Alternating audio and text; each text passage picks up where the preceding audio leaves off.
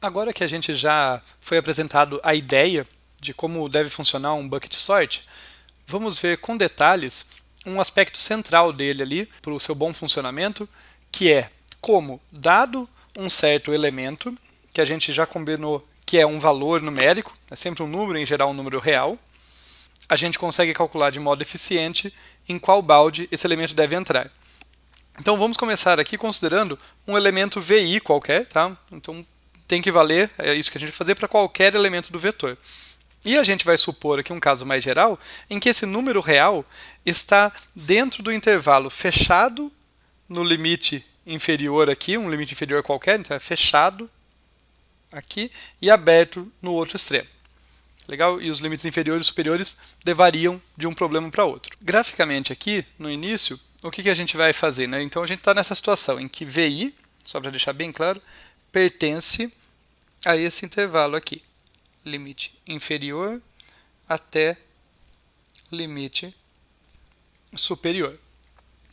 Para deixar aqui na reta real um exemplo disso, digamos, o limite inferior não precisa ser positivo, tá? Mas só para um exemplo aqui eu vou dizer que ele está aqui e o limite superior está aqui, de modo que em toda essa região destacada, lembrando que ele não pode ser igual ao limite superior, mas toda essa região destacada aqui, do limite inferior, inclusive, até o limite superior, excetuando o próprio valor do limite superior, o nosso VI pode ser encontrado.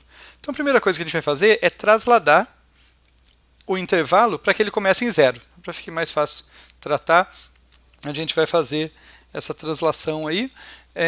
E é muito simples, eu vou subtrair de todos os valores o valor do limite inferior. Então, agora eu vou passar a tratar de VI menos limite inferior. E notando que esse valor agora, né, esse valor, o resultado dessa expressão, vai pertencer ao intervalo fechado em zero e aberto em limite superior menos limite inferior. Então mudaram os extremos ali. Para continuar aqui na nossa ideia, a intuição gráfica, agora, estando o zero aqui, ele faz parte, né? Ele é o limite inferior, ele é o início do intervalo, e o outro extremo do intervalo é o limite superior menos o limite inferior. Continua um intervalo de mesmo tamanho, né? Eu vou do extremo esquerdo até a parte mais à direita aqui. O tamanho não mudou, só desloquei. Agora a gente vai mudar o tamanho. Eu quero trabalhar com um intervalo unitário. Tá? No fim eu não vou trabalhar exatamente com isso, mas é um passo intermediário que facilita. Então a gente vai redimensionar para trabalhar com um espaço com um intervalo unitário. Se para trasladar eu faço uma subtração ali do limite inferior, para redimensionar eu vou dividir pelo comprimento. Então eu vou ter aqui o que eu tinha anteriormente, VI menos o limite inferior, dividido pela diferença entre limite superior e limite inferior. Eu dividi pela dimensão e destacar para vocês que isso aqui como um todo, o resultado aqui, vai pertencer ao intervalo fechado em zero e aberto em 1. Então vou ter aqui uma reta real muito parecida com a anterior, só que agora ela foi mudada a escala. Né? O limite superior agora é 1. Tá legal até aí? Né? Continua tendo essa parte aqui em que eu posso encontrar os meus elementos do vetor ali, o meu VI em questão. Agora, estamos quase lá, a gente vai reescalar esse intervalo para que ele abranja um intervalo de tamanho n, porque o total de elementos ali, né, eu vou multiplicar ele por um fator n, porque esse é o número total de elementos. Para facilitar a minha vida, eu vou copiar aqui o que a gente fez anteriormente e só modificar o que for necessário. Então, essa expressãozinha aqui, vamos ver o que vai acontecer. Eu vou multiplicar por n, tá, o valor da nossa expressão, e esse resultado agora vai pertencer ao intervalo fechado em zero, porque 0 vezes n vai continuar sendo zero, e o outro extremo vai ser aberto em n, porque 1 vezes n é o próprio n. De modo semelhante aqui, eu vou ter o n ali embaixo. Só para indicar que houve uma mudança de escala, vou fazer assim.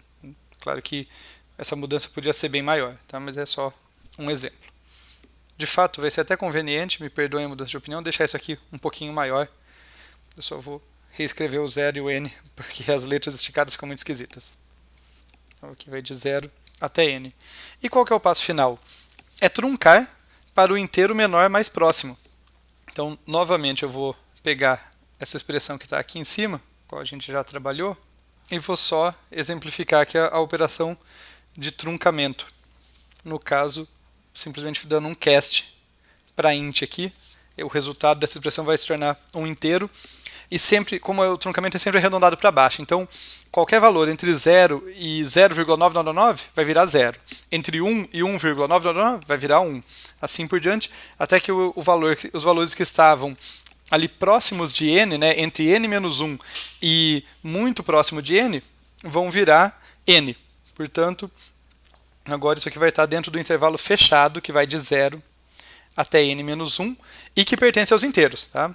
Importante que nesse último passo pertence aos inteiros. Para indicar isso, inclusive, deixa eu me apagar aqui, a área destacada, e aqui nós já temos os baldes em si. Né? Como isso aqui vai ser inteiro, nós teremos aqui indo de 0 até 1 o primeiro balde, depois o segundo balde, que vai ter número 1, o balde número 2, o balde número 3, assim por diante, até que nós teremos aqui o balde n-2, o balde n-1. Notem que qualquer valor que na parte anterior tinha caído aqui entre n-1 e próximo de n, agora vai ser atribuído a esse baldezinho.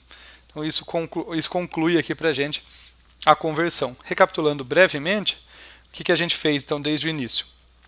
Que a gente vai usar isso no algoritmo que a gente vai ver na sequência. A gente primeiro trasladou para começar no zero, então subtraiu o limite inferior. Nosso intervalo começava no zero, daí a gente dividiu pelo tamanho do intervalo, e ele passou a ir de 0 a 1.